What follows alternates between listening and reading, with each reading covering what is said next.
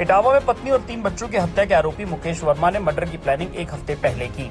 Delhi university में पढ़ने वाली बड़ी बेटी भव्या को 8 नवंबर को दिल्ली वापस जाना था, लेकिन मुकेश ने रोक दिया। रविवार रात पिज्जा मंगाकर कुछ नींद की दवा उसमें और कुछ खाने में मिलाई। रात में सभी के बेहोश होने पर मुकेश ने एक एक करके सभी की गला घोंटकर हत्या कर दी। आशंका है कि नींद की गोलियों के ओवरडोज से चारों की मौत पहले ही हो गई। यही वजह हो सकती है कि उनकी चीखने की आवाज बाहर नहीं गई। सबसे पहले आरोपी मुकेश का कबूलनामा सुनिए। 8-10 साल से घरेलू कुछ उलझन दिमाग में चल रही थी, उस चक्कर में हम सहन नहीं कर पा रहे। तो उसके बाद अभी 2 साल से दिल्ली से और टेंशन हमारे ऊपर ज्यादा लग गई। तो अभी करवा चौथ के पहले ऐसी बन के हमने आज हम खत्म होने जा रहे थे। बोले ऐसा काम न करियो संग ही करियो। दैनिक भास्कर की टीम उस पूरे हत्याकांड की गुत्थी समझने के लिए ग्राउंड जीरो पर पहुंची। हमारे सामने 2 सवाल थे। पहला, हत्या की वजह क्या है, और दूसरा, हत्या कैसे की। हमारी टीम इटावा के लालपुरा पहुंची। यहाँ आरोपी के घर पर 4 भाइयों का परिवार रहता है। मुकेश का परिवार 2 कमरों में रहता था। वो सोने चांदी के कारोबार से जुड़ा था। घर के गमगीन माहौल में मुकेश की मां चंद्रकला बेटे, बहू और बच्चों की मौत को लेकर बिलख रही थी। आरोपी के वीडियो के सामने आने के बाद हमने परिवार से बात की। परिवार ने उसकी बातों को खारिज कर दिया।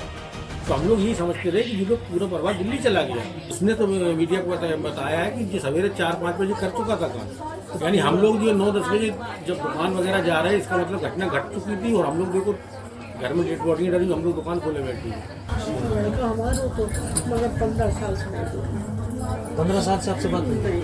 परिजनों की माने तो रविवार रात सब कुछ सामान्य था। खाना खाकर मुकेश रात भर जागता रहा, फिर उसने इस वारदात को अंजाम दिया। मुकेश का कमरा ये है, एक कमरा नीचे भी है जहाँ वो रहते थे। इसी के बगल आप देखेंगे कि एक उनके भाई का कमरा एक इधर है, एक दूसरी तरफ और एक ऊपर रहते थे। तो जैसा कि बता रहे हैं कि सुबह 4 बजे ही घटना को अंजाम दिया। उसके बाद किसी को खबर नहीं लगी। करीब 16 घंटे एक बॉडी इस कमरे में और 3 बॉडी नीचे के कमरे में पड़ी।